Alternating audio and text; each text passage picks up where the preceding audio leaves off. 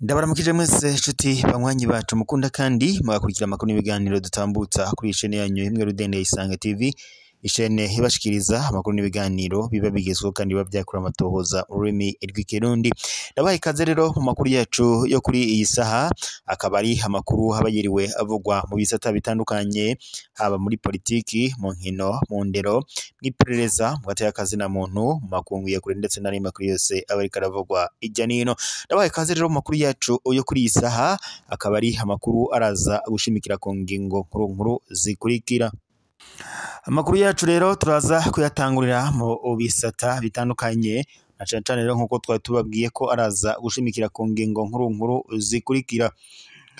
Tuyatangurira mu bijanye n'urugendo Perezida Evariste Ndayishimiye mu rugendo yari yagiyemwo muri komine ya Ruyigi, hari amajambo yashikirije. Yagize ati wari uzi ko kwambara ibirato bituma umuntu aba umutunzi.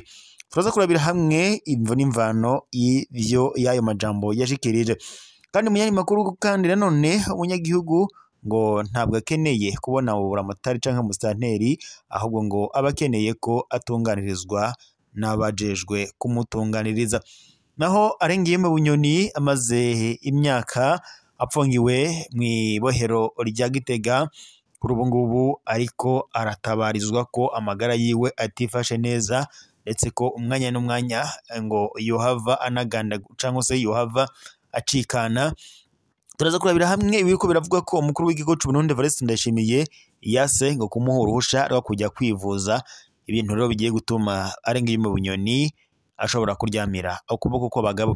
Turaza kubarabira hamwe bimwe mu bijanye n'icegeranyo ca Arengiyeme Bunyoni, ndetse n'ivyamuranze ndetse n'ivyaranze umukuru w'igihugu Perezida Evariste Ndayishimiye, byose mu kanya turaza kubibashikiriza. Turaza kandi no kunyarukira mu makuru avuga ko abadandazwa ngo boba bagiye koroherwa mu bibazo bakunze guhura navyo. Mu kanya ku buryo bw'idonido ayo makuru turagaruka tuyashikiriza.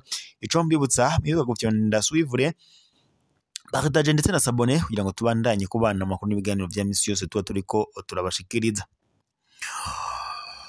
Kaze rero mu makuru yacu ku buryo bw'idonido, tugiye guhera ko yari karavuga ko umukuru w'igihugu cy'u Burundi Evariste Ndayishimiye arigana ngo ico yari yiteze igihe ngo yagendera zone ya Rugonzi ya Kayongozi ya komine ya Ruyigi.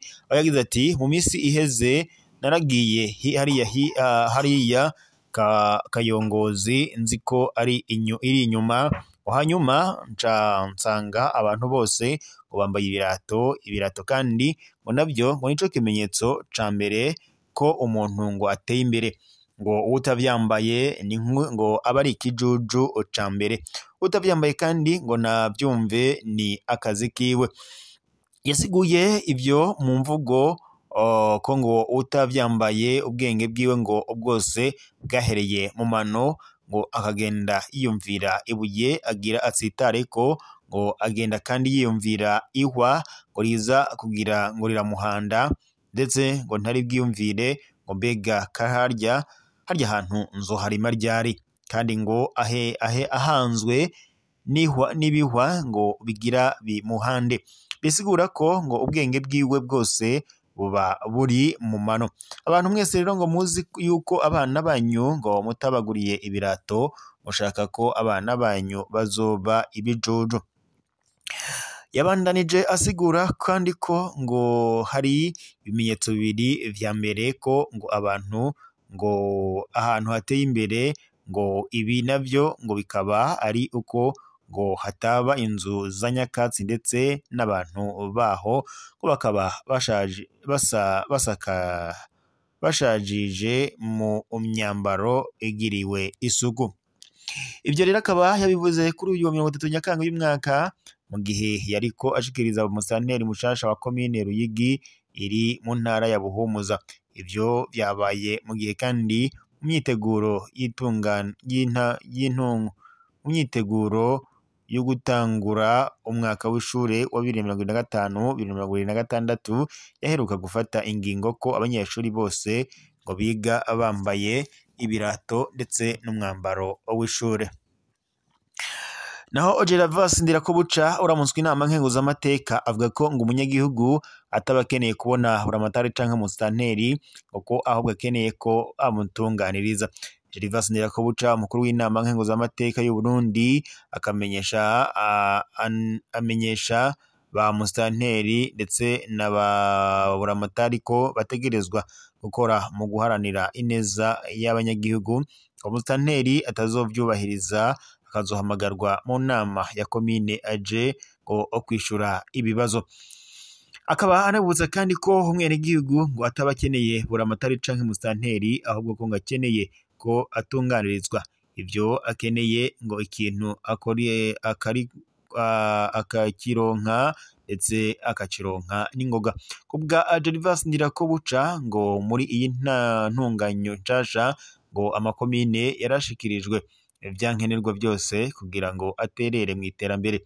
Ngo umushinge urakwiye ngo ntaco agisaba hanze. Yashikirije kandi ko kuri uyu wa mbere Gitugutu uyu mwaka muri komine Cibitoke mu ntara ya Bujumbura mu nama idasanzwe yagiranye n'abajenama b'amakomine ba musitanteri abahanuzi biwe abarongoye ibisata bitandukanye muri komine uko ari 11 hamwe ndetse n'abarongoye amazoni 7 agize ikomine ya Cibitoke. Mu gihe vyahora bikorerwa mu makomine ngo bizokorerwa mu mazone, umukuru w'inama nkenguzamateka General Gervas Ndirakobuca yasabye abarongoye amazone kwinengesera ngo bagatunganiriza ababitura bataravye nkunzi.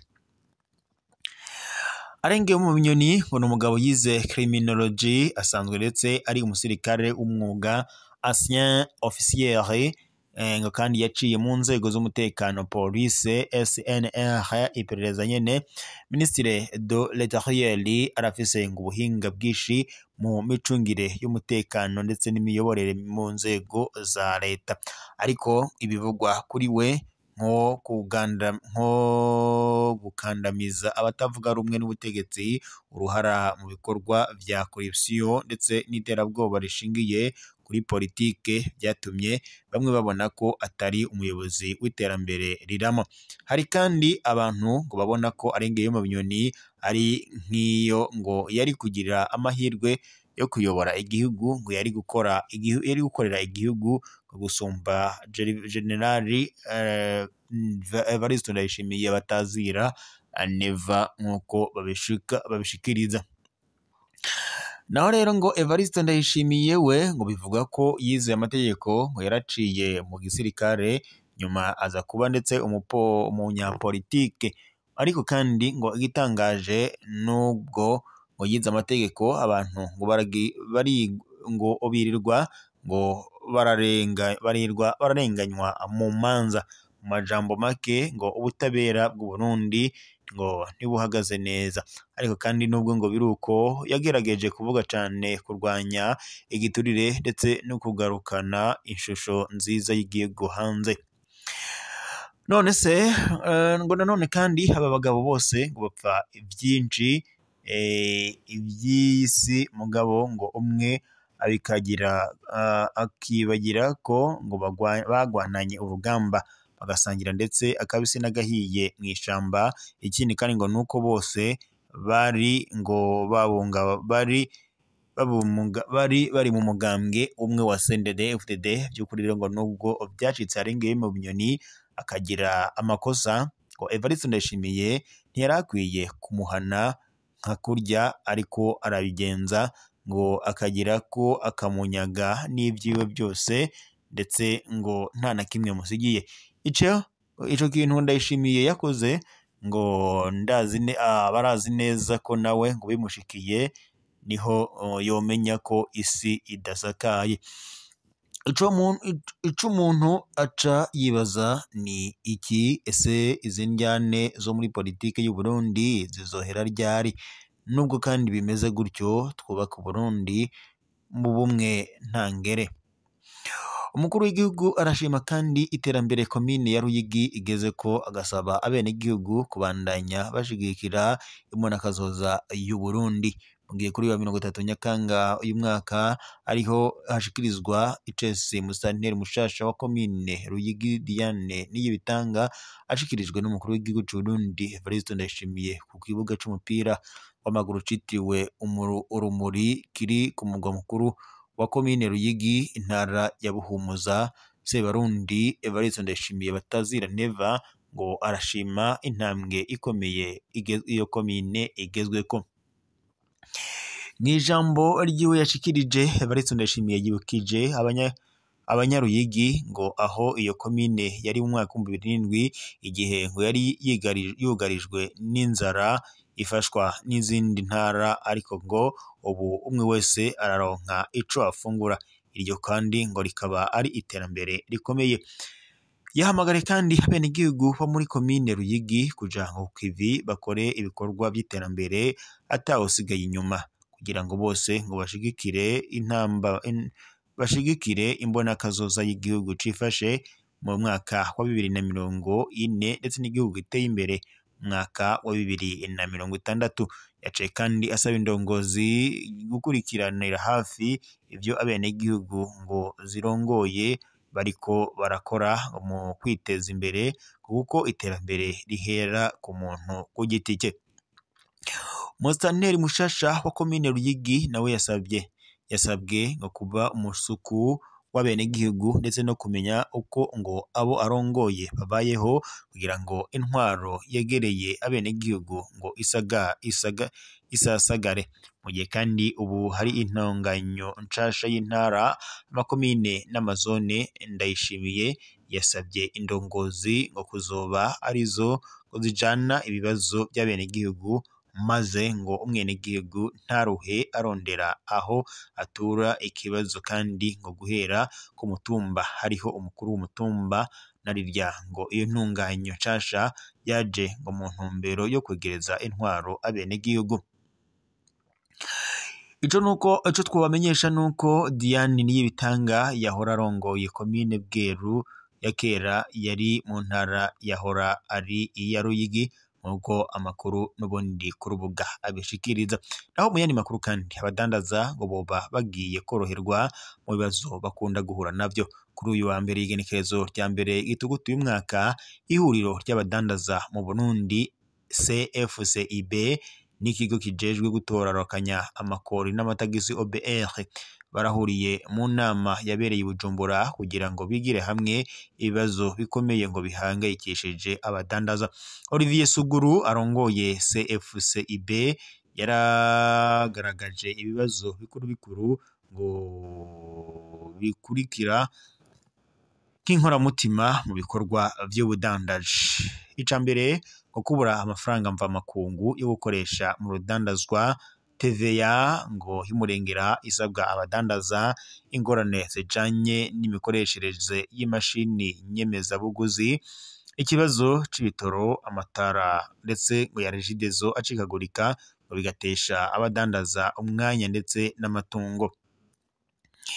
Ikindi kandi yashikirije ngo n'amatike y'indege agurwa mu mafaranga mva makungu ngo bikabangamira ubucuruzi mpuzamakungu. Olivier Suguru asaba ko ngo hobaho ibiganiro vy'ukuri n'ubwumvikane aho CFCIB ndetse na OBR ngo bokungurana ivyumviro rimwe na rimwe mu kwezi ngo kugira ngo ibibazo by'abadandaza ngo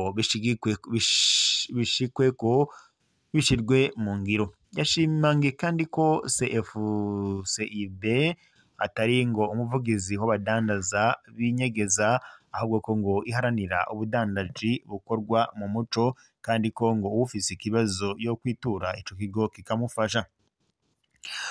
Ku ruhande rw'iwe Emmanuel Mbonihankuye arongoye OBR yavuze ko leta ngo izobandanya gufasha umudandaza kugira ngo akore afise amahoro ndetse n'umutekano, akanubahirizwa mu vy'amategeko. Yijeje kandi ko ivyavuye muri iyo nama ngo bizokwitabwaho kugira ngo hatezwe imbere ubudandaji n'iterambere ry'umunyagihugu ndetse n'iry'igihugu. Iyo nama kandi yerekanye ko ubwumvikane hagati y'abadandaza ndetse n'ubutegetsi ari inkingi ikomeye mu guteza imbere ubukungu bw'igihugu uko amakuru dukura ku rubuga nyene ayo nama yari kwirabera i Bujumbura abidushikiriza. Aho rero reka shimire mwese mwari kumwe natwe mu makuru n'ibiganiro twego turashikiriza kuri iyi saha. Tube dusozere ngaha, turaza gusubira mu makuru araza kubageza gusa mwibuke gupyonda suivre partage ndetse na s'abonner, maze mujye muba ba mbere kubona notification zijanye n'amakuru mashasha tuba tumaze gushira kuri no munesha kuri yanyu mukunda cyane Imwe Rudende ya Isange TV ije nibashikiriza amakuru ibiganiro biba bigezweho kandi biba byakora amatoza mu rurimi rw'ikirundi. Reka rushimire mwese mwadukurikiraga muri mu micungararo gize igihugu cyacu c'u Burundi, abariko badukurikira bari mu bihugu bibanyi ndetse n'abari mu makunguye kure, ndetse mwese ndabashimiye mu makuru yacu twariko turabashikiriza. Reka bariko amakuru yacu yo aragasaga, tuza gusubira mu makuru araza kubageze ko gusa ntimwibagire kubandanya mukurikira amakuru n'ibiganiro n'ubundi tuba turiko turabashikiriza kwimunesha kuri yanyu kuna cyane Imwe Rudende ya Isange TV.